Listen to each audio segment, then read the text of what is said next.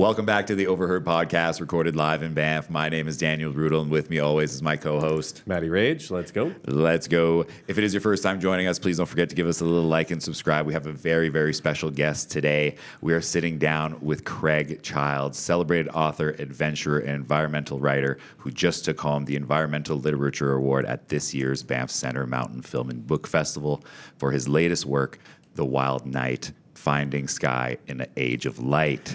The Wild Dark. The Wild...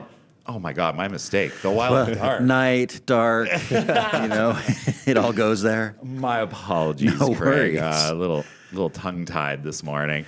In The Wild Dark, Craig takes readers on a mesmerizing journey from the blinding lights of Las Vegas to the deep, star-strewn darkness of Nevada's desert skies. A pilgrimage that explores what happens to us when we lose sight of the night. With his signature blend of science, storytelling, and reverence for wild places, he reminds us that a night sky isn't the absence of light, it's the presence of the universe. Over the course of his career, Craig has published more than a dozen acclaimed books, including The Secret Knowledge of Water, Atlas of a Lost World, and Tracing Time, Seasons of Rock Art on the Colorado Plateau. His work has appeared in The Atlantic, Outside, The New York Times, and The Adventure Journal Quarterly, where he serves as a contributing editor. A true desert naturalist and explorer, he's the recipient of multiple awards, from the Orion Book Award to the Galen Rowell Art Award of Adventure. Adventure, yeah. Sure. And 3 Sigurd F. Olson Nature Writing Awards. Based off-grid in the high desert of southwest Colorado, he continues to chart the rhythms of our planet and invites us to look closer and look up. Welcome, Craig. Thank you. Thank you so much for joining us today and taking the time to chat. It's been a very busy weekend here at the festival. Yeah, things are happening. How's your experience been at the festival so far? I love coming here. This is it feels like home. It's a sweet spot. I mean, we can't thank Banff Centre enough for this event. The culmination of, the years storytelling and films and books is like no other, honestly. Can't thank them enough for that. Craig, for those who might be discovering your work for the first time, how do you describe what you do and what draws you so deeply into the wild places of the world? I wander around. That's kind of my thing. Is I hit the ground and move and sleep in holes and drink rainwater, and I'm really there for that. The writing comes second. Mm-hmm. It's whatever emerges out of it, but I take deep dives. Each book is a subject that I'm just understanding that science, spending time with scientists and just diving into it, but really it's about taking all that science and putting it on the ground and moving around and just experiencing it in a very raw way. So that's what I do. How does that translate into process? Are you writing during these adventurous experiences, or are you coming back and kind of putting your thoughts on the page afterwards? Everything. Yeah. I write when I'm out there. A lot of the stuff is the material from the ground. So I'm scribbling as what's the sun doing? What is this animal track? And because I really want to make it as present as possible for the reader. Fair. I want them to be there with me. So I try to reflect exactly what I see in front of me, and then I sit down and sort it out. Most of it is written by hand. So it's writing out of one journal into another and then onto every piece of paper that's in my life. Is your initial note-taking quite organized, or do you find it kind of all over the place? No, there's nothing organized about it other than the sequence of events, just as it happens, and then I'm structuring it into a book and pulling out, or an article or whatever it is, and pulling out of the journals, but then morphing that into a larger architecture and hoping that it holds together. Amazing. Having spent so much time in wild places, how has that shaped your writing style, and then as well as that, kind of your perspective as a human being? I guess wild places are I find everywhere, and different kinds of wild. There's the designated wild, but then that's a certain kind that's protecting a piece of land because it's or whatever it is, water, coastline, because of encroachment, of human encroachment. But then there's just the wild that is everywhere. That's in New York City.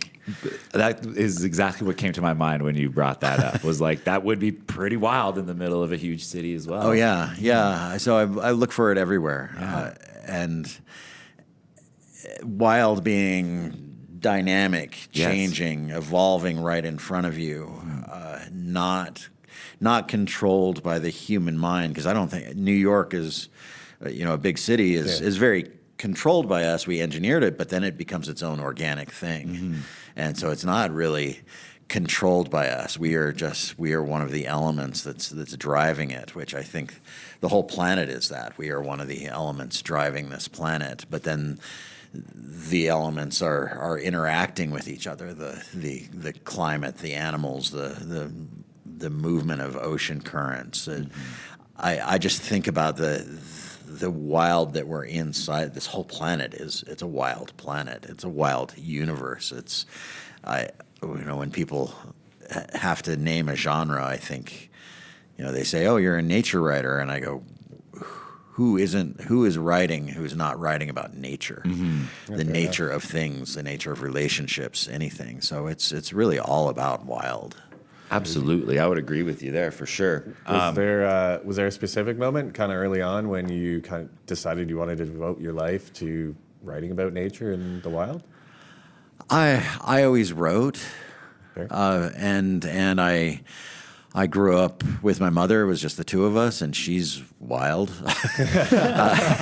and so everything is an adventure with her, and so I don't think there was a moment, but there were many, just all the moments that it was like, let's go, let's do something. This needs to be special. This needs to be amazing, and I just kind of picked that up. So you've always kind of just had that sense of adventure, I guess, and Yeah. Very cool. I don't know how you don't. Right. I mean, I think everybody does, but then it gets weeded out. I've been fortunate that I've been able to continue it because this is my way of making a living, Fair. and this is my art. But I think that even, if my dad, who I didn't know that much, but he was a wilderness person, but he was an insurance agent in Phoenix. But he was wild. That's a weird mix, eh? Yeah, but you can do it. Like it doesn't matter what you're doing in your life. I think we still are drawn to these natural elements, no matter what they are. Right. And I look back to my dad and go, oh, you were fine. Whatever avenue could get you out there, guns, whiskey, and the desert. That was his thing. Very American. Yeah, very American. This festival has a way of bringing tons of incredible people together, kind of like we touched on earlier. How does it feel to see your work celebrated in such an incredible community? Oh, it's sweet. This festival in particular, partly because I've written here so much. Right. I've come up here to do research. I've spent a lot of time in the library here, and it's nice to have this venue open up.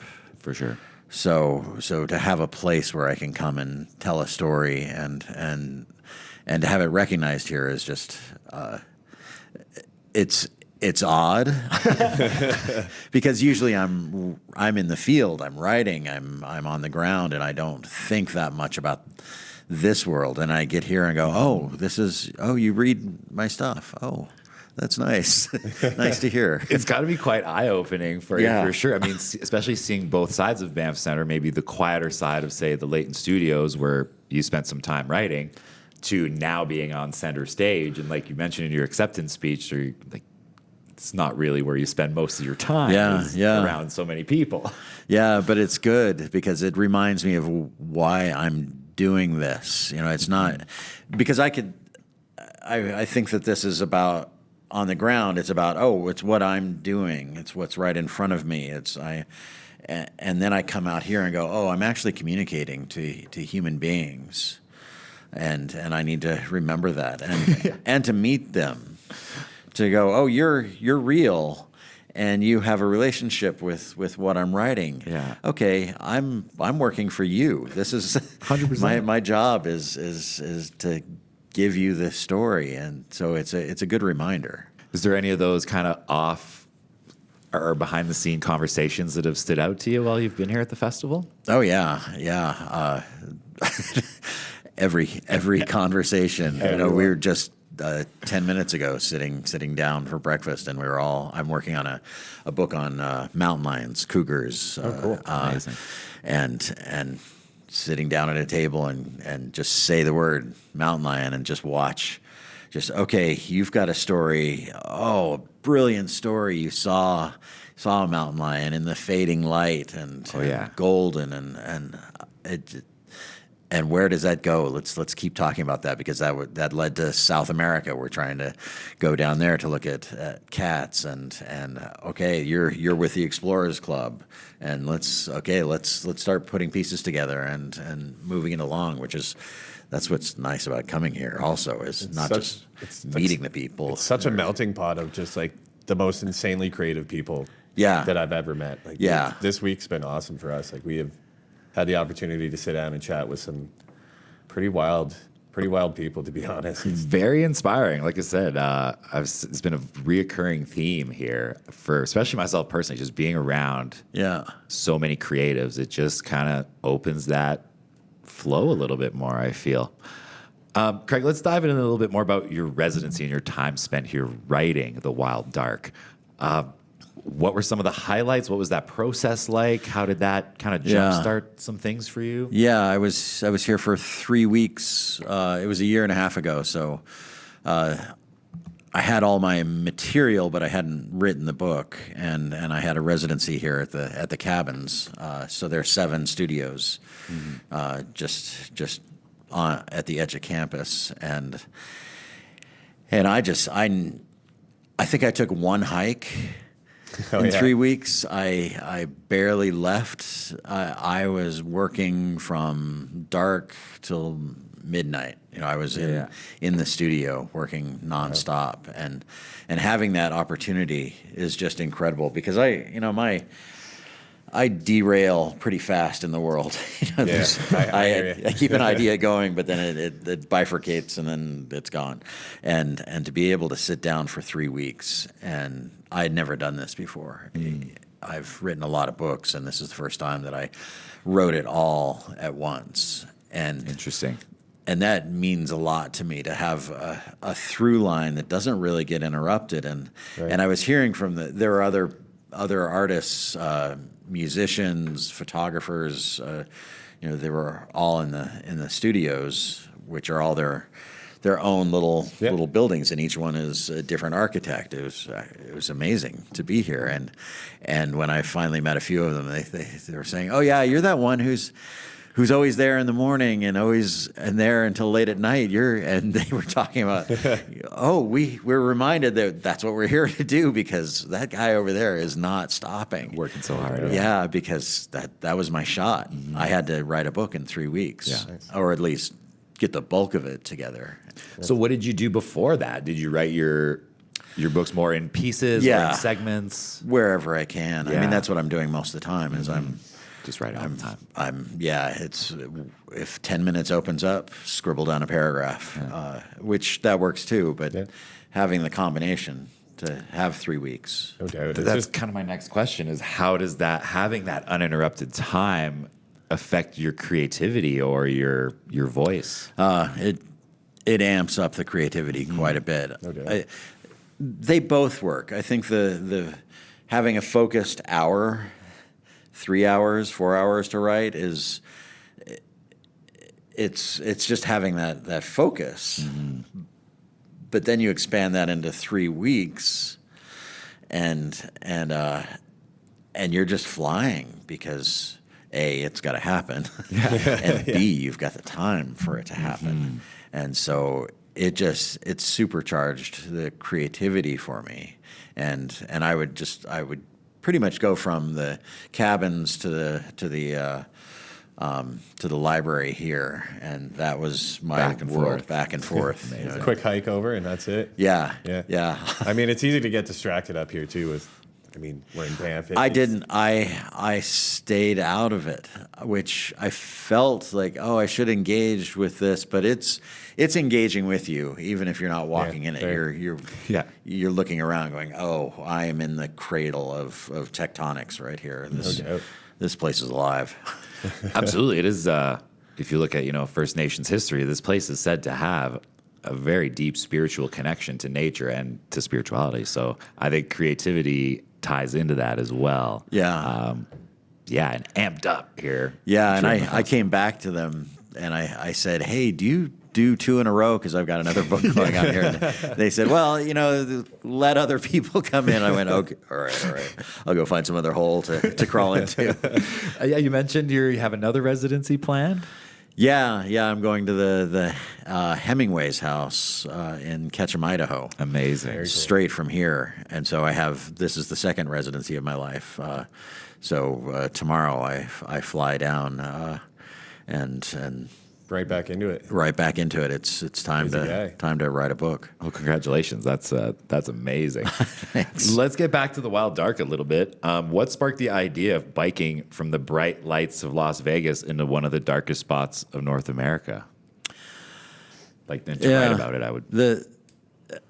I was writing a book about night sky, but I didn't have the structure yet. I didn't know what I would be doing, and that's what I came up with. I wanted to travel from the brightest of the bright to the darkest of the dark, which that dark exists not all over, but there are islands and seas of darkness, and there's Nevada is one. Mm-hmm. And Las Vegas ends so abruptly that it was the best place to go out of the light and into the dark. But then my question was, how long would it take to get out of the light of Las Vegas, and how would you watch that transition happen? And I just looked at different modes of travel and went, okay, walking, I'm not going to see the difference night by night. It's going to be slower, but it's going to take longer, and I might not see it. Driving wouldn't do it. Too quick. And so biking, backcountry biking, there would be like 20 miles a day on pretty rough terrain. No doubt. Fully loaded, unsupported. I wanted to be, nice. Detached from the light, from civilization, and that was the right pace. So that night by night, I could look up and go, okay, this is a very different sky than I had the night before. And to see, in this case, 9 different night skies over 200 miles, it worked every single night. It was a really different sky. When I'm getting into the really dark zone, but still 3 days from ending, I'm looking up going, this is a full night sky. This is a great sky. I think I'm there. And then the next night I would look up and go, oh my God, I'm getting deeper into this, which really changed. I mean, I've spent a lot of time in dark skies. I've been in the Atacama Desert in South America, where very cool. That's one of the darkest because it's so dry and then so high elevation. But it wasn't this kind of dark where I watched this transition night by night. So it put me into the darkness, where I think in the Atacama, I was probably in a darker sky, but it wasn't that slow transition that really introduced me into it. Maybe telling a bit of a longer story than just being in the... Yeah, because I live in a place that is as dark as the place I biked to. Yeah. But you're used to it, right? Like it's not the same when you walk out every night and it's the same, right? Yeah, I Like, walk it's out that- at night and go, oh yeah, nice. Okay, I'm going to bed. Yeah, it's that transition is like what that contrast, right? Yeah, is what you're looking yeah. for. Crazy. Craig, when you set out on that journey, were you searching for something particular? Maybe like some clarity or some perspective, or were you just simply seeing where the journey led I you? was just seeing where the journey would take me. I think the particulars come. Right. I don't necessarily go into any of these journeys. I mean, I'm thinking, oh, this will tell this story, but what I get out of it personally is just going to rise from the experience, and I try not to control that. I just let it happen. Yeah, I guess there would be kind of that push, maybe if you're out there trying to be creative, to have something happen, to make a story. You know what I mean? It's Yeah. How do you find that balance as a writer? I mean, Oh, yeah. It's tricky because I have a narrative in mind, but then I go, shh, just let this happen because the story may want to go this way, and I'd be going, no, we're heading over here. Come on, and then I got to let go and let it shift. So I've learned to just let the story carry me. what are some of the ways that you put that into practice when you're out there? Oh, Just like Just let, it's just actually let go and just, the practice would be discipline, and we're gonna go do this thing, and I don't practice. Yeah. I let go of the practice and just go, okay, we're just moving, and whatever comes up is going to be part of the story. right? almost like a perceptual shift. It kind of makes me think of a point in my life where I started abstaining from alcohol. And Yeah. it was like I had a perception at first that it was going to be difficult, but then I shifted my perception, whereas like, wait, I actually have to do less. Like I actually don't have to do something. Yeah. And then it just kind of Yeah. had this. So maybe kind of the same thing in your creative space, where maybe doing less gives you more in the end. Yeah, it's the not doing. Yeah. That takes an effort. Yeah, to let go and just let it happen. An interesting kind of, I don't know, contrast between, like, Yeah. you would think that if you're trying to accomplish a project, the way to do it is go, but sometimes letting go. Well, it's like going on vacation and having an itinerary for every single second of the day. It's Good like, point. are you really on vacation, or are you like are you just on a schedule? You know what I mean? Well, right now I'm writing a book on cougars, mountain lions, and I've got the bulk of my field work done, and it's been a practice in letting go, because you don't look for mountain lions and see them. No. That's The only times I see them is, they're when I look up and go, oh, hi. There you are. Yeah. But I've been, searching, and the search becomes, oh, this isn't about, I got to let go of looking for them. I'm just here. Yeah. Just being here, letting this happen.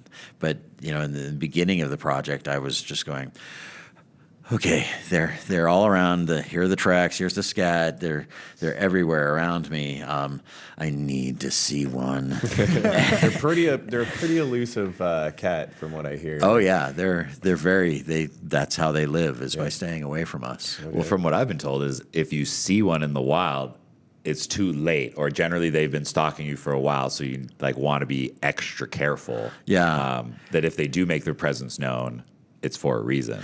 And really, we think of them as stalking us, but they're just taking notes. That's all they do out there, is they just look around going, okay, what's going on? Oh, that's going on. Okay. It's a behavior that's quite frequent in certain animals that live within a certain territory. It's called escorting. We dove into this in the wintertime, in the winter, maybe in the summer, with coyotes here in town. So they tend to follow people, especially people with animals, with small dogs, and they tend to feel threatened about it. But you're actually threatening them in their territory. They're just making sure that you're passing through without, Yeah, and they're checking out who Exactly. There's Who's occupying somebody their here. space. Let's find out what this person is doing. I mean, you can become prey, but generally for mountain lions, that's so exceptionally rare. Right. very rare. Yeah. But they're just taking note. They're escorting you. Yeah. What is that? What is that feeling like being in the presence of a mountain lion? I've never had it happen to me before. Oh, it's it's powerful. It's I've learned to turn it from, or maybe I haven't turned it from fear to lack of fear, but I'm not. I still have fear. I think that's a normal. Yeah. That's healthy. Yeah. But I don't obsess on it because I know that you're just this presence here, and you're watching everything, and it's like this. It's like a god in the forest. It's very powerful. I would imagine, yeah. There's an intelligence and just a symbiotic relationship that it has with the land that's Yeah. understand. Yeah. I don't know. It is everything comes to the mountain lion. Everything is eaten by it, produced by it. It's powerful. I'm in the thick of it right now. Yeah, we actually got a buddy here, like a local filmmaker in Banff, Victor, one of our past guests, who's also working on a project with mountain lions. He's from Chile, from the southern point of Chile. I forget the name of it. But yeah, he's, I think, working on a project about their migration or something. Yeah. It's super interesting. Yeah, stuff, and for same sure. exact species, same cat. Yeah. Right? Yeah. Different name, same cat. Yeah. Yep. So the book, let's get back to the Wild Dark a little bit. Yeah. It explores the absence of light, both literal and metaphorical. What does it represent to you personally? It's, to me personally, it's half of my life. I mean, it's half of all of our lives, no matter where we are, and that half being infinity, which is a big thing to have as half of your life. Yeah. For sure. Looking up, last night the clouds are, they're windows of stars, but just looking up and going, I see you. I'm seeing forever right now. I'm seeing as far as the human eye can see, which is so different from being down here on Earth, Right. where my eye goes to that tree out the window, and that's a very tangible thing, and I can go over and touch it. But that up there is just this huge question, which I think has probably driven a lot of human intellectual evolution. That maybe that's why we are the species that we are, because we look up and go, what is going on up there? Fair. Down here you're going, what's going on? I'll go over and find out. Yeah. Not so easy up there. Yeah, up there it's just the vastness just kind of lifts you out of this corporeal world that we're in. It's a religious, spiritual experience every time you look up, even just for half a second, just a glimpse of, oh yeah, that's happening. How do you think that could change people's perception if maybe they took the time to look up a bit more? I think it changes our perception radically, and I don't know what it does to us each individually, but it gives us this sense of being able to see beyond all horizons. And when I think about us losing that 80% of people on Earth can't see the Milky Way, Yeah. Crazy.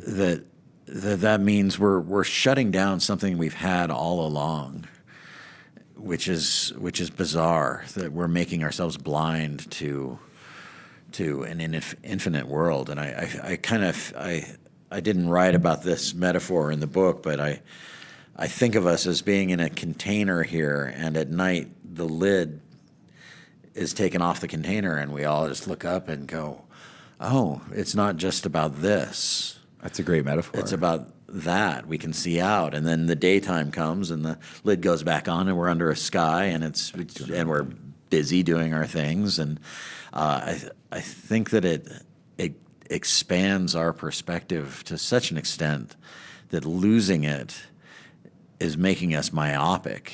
We are being reduced as a species, as humans. We're losing contact with something that is much, much bigger. What are some of the ways that the average person could maybe reconnect that feeling? Oh, look up. Yeah. because I was in Tokyo over the summer, and I kind of forgot about the sky because there's nothing going on up there. It's so bright.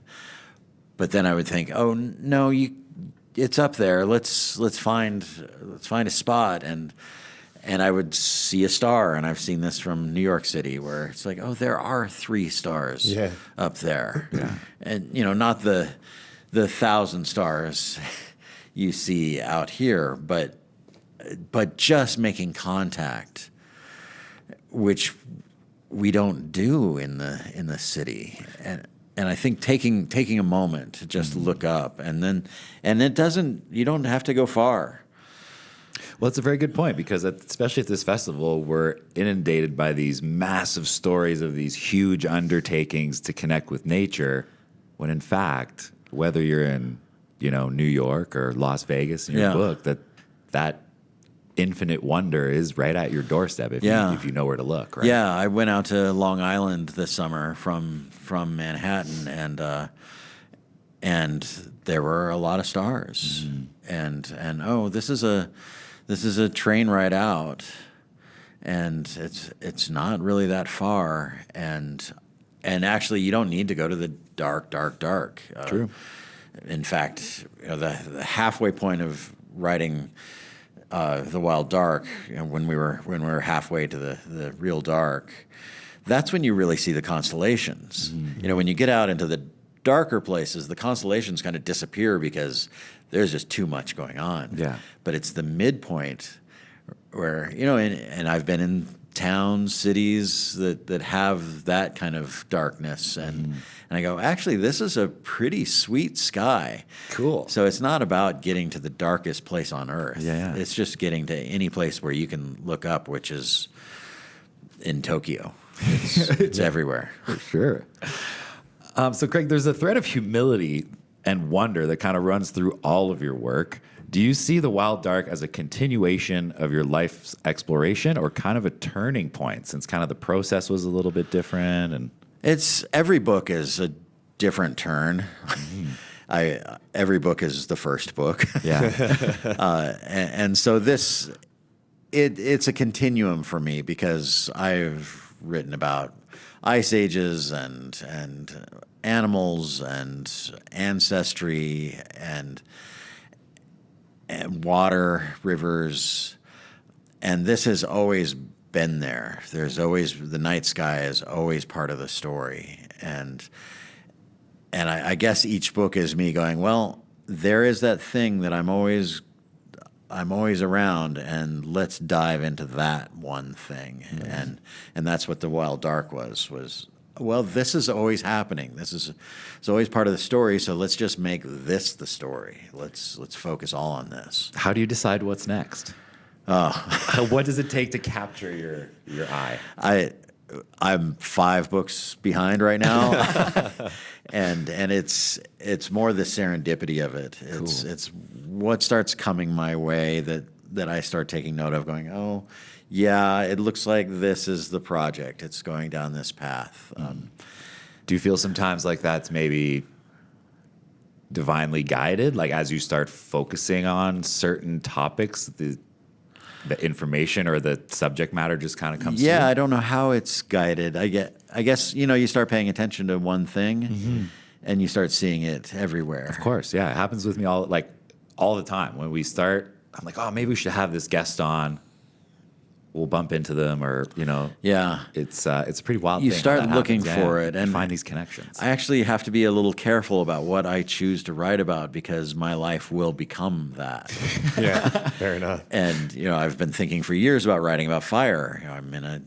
We're all out here in a fire landscape, and I've been like, careful. Do you want to immerse yourself in that landscape? Do you really want your house burning to the ground? Yeah. Because if you start going down this path, and I don't know if it is, like you say, divine, if there's some larger structure going on, or I just start paying attention to it, but it gets uncanny by the end of a book, where that subject is just coming everywhere, where I'm going, hey, I got it. I hear you. And so it seems like it's more than just paying attention to it. It seems like when you start going down a path, the path becomes everything. That it's beyond your control. That you've entered the architecture of that path, and so it all becomes that. So when I think about fire, I go, oh. That could be dangerous. Yeah, that's a subject. Even mountain lions. The whole time I'm going. I'm not here to have an encounter. I'm here to understand. I don't want that. That was the worst thing that could have happened in this book, is if something went wrong with a mountain lion. Yeah. If I had a negative encounter, that would have just wrecked the book. Mm-hmm. And so I kept having this conversation with the imaginary mountain lion, going, I'm not here for violence. Yeah. I'm just here to, you're beautiful. To observe, yeah. And I'm not afraid. Well, I am afraid of you, but I'm not here out of fear. Mm-hmm. And so I try to direct that path in some way. Amazing. But same with fire. If I were to write about that, I'd be going, just trying to understand. Don't need to burn, actually. Yeah. Fair enough. What would you hope the readers kind of leave with, as far as maybe an impression or a thought after reading The Wild Dark? Yeah, what I want them to leave with, I want them to remember what's up there, because I do think it's easy to forget. I have to, like I mentioned last night, the windows of stars, right. Just here on campus, I had to remember. We're walking, and I'm going, oh yeah, I am here writing about the night, I've written a book about the night. Remember to practice this. Practice what you preach, as they say, right? Yeah, because it's happening up there, and I just want them to remember that it's there. Fair. It's simple as that, and then from that point on, do whatever you want with it, but remember that it exists, that we are surrounded by this. Right. It's down there too. It's happening on the other side of the planet. It's true. Do you see your work as maybe a call to action, like a reflection, or? Yeah. Well, it's been nice. I hear back from people going, "Oh, I haven't turned on my outdoor lights since I read your book." Very cool. Because recognizing it's there also means you recognize the threat. That it's disappearing rapidly, rapidly as in the last 20 years. Oh, for sure. A dramatic change in the sky, and that's continuing. And so it is a call to action on whatever scale, because light. What I learned writing the book was that light is a toxin. Excess light can kill you, and it takes action to reduce that light, because we want more. We're drawn to light. I love light. Yeah. I love Las Vegas. Ugh. But I walk through it going, oh my God, this is dazzling. Yeah, of course. And it takes it takes an extra step to go, okay, what about the dark? And how do we protect that dark at any scale? Not just the darkest of the places, but the Boulder City, which is right next to Las Vegas, is an international dark sky community, right. And you wouldn't think so because it's right next to Vegas, and Vegas dominates the sky, but they are not as bright as Vegas. And what they're saying is, let's hold this line. And I want the readers to take that from it too. Is okay. What is the line that you're holding? What is the dark that's in your area? And as simple as shielding your lights, or outdoor lights, or turning them off because of all the toxins in the world. That is the easiest one to control.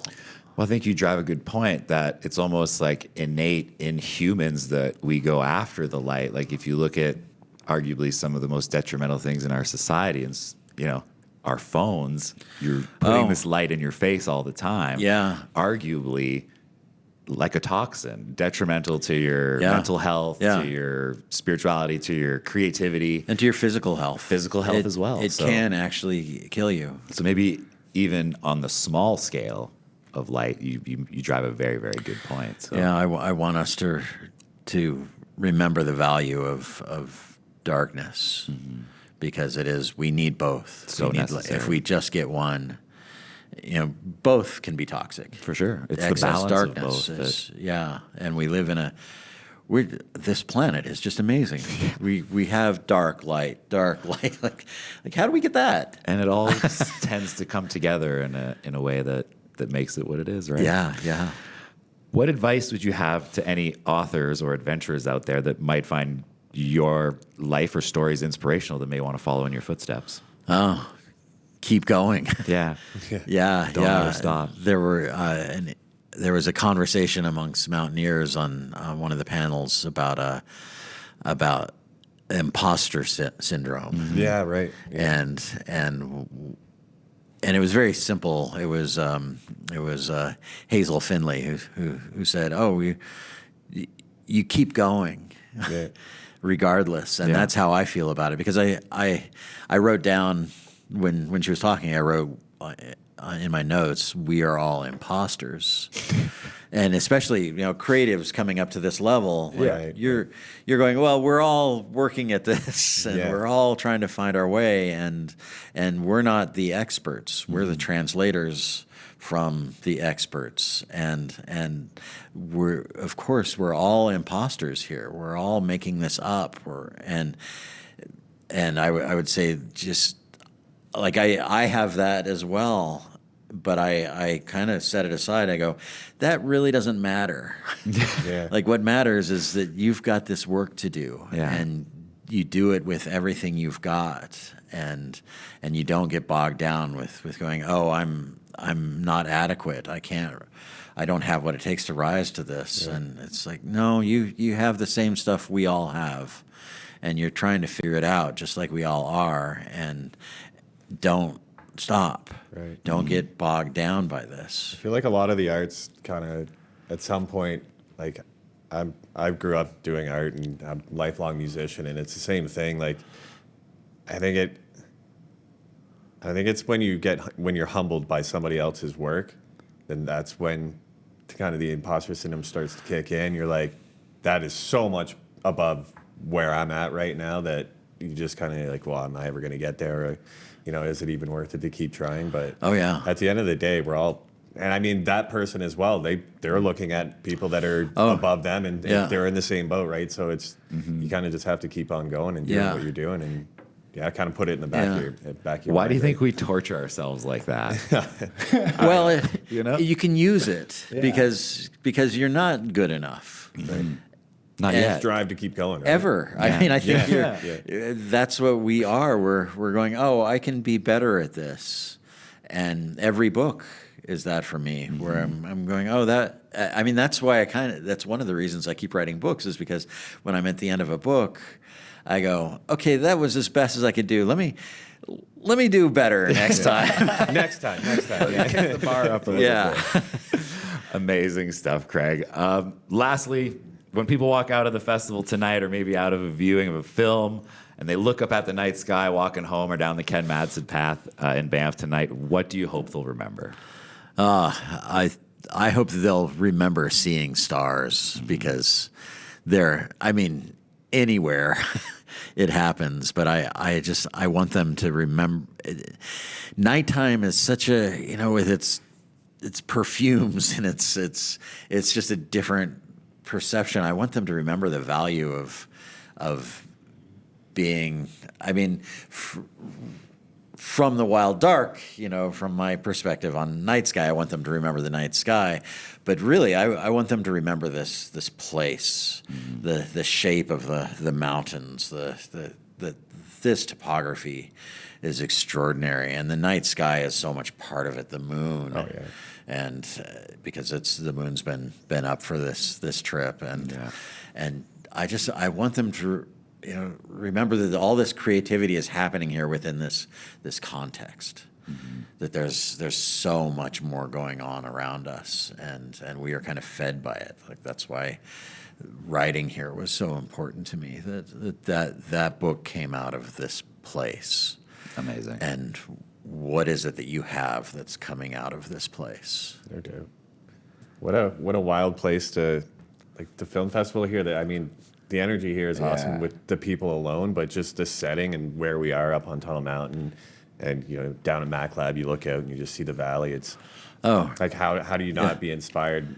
You're around all these amazing people, the amazing scenery. Like, it's a whole special thing, right? Yeah, you're having breakfast and there's the window and you're just you kind you're of not pause even looking going, at your food. You're just out there. Yeah.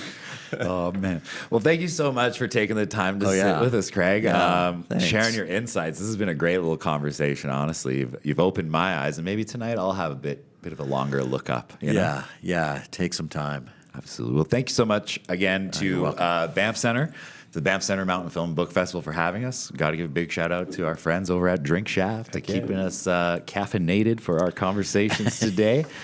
That's all we got. So, like every week, see you next Tuesday.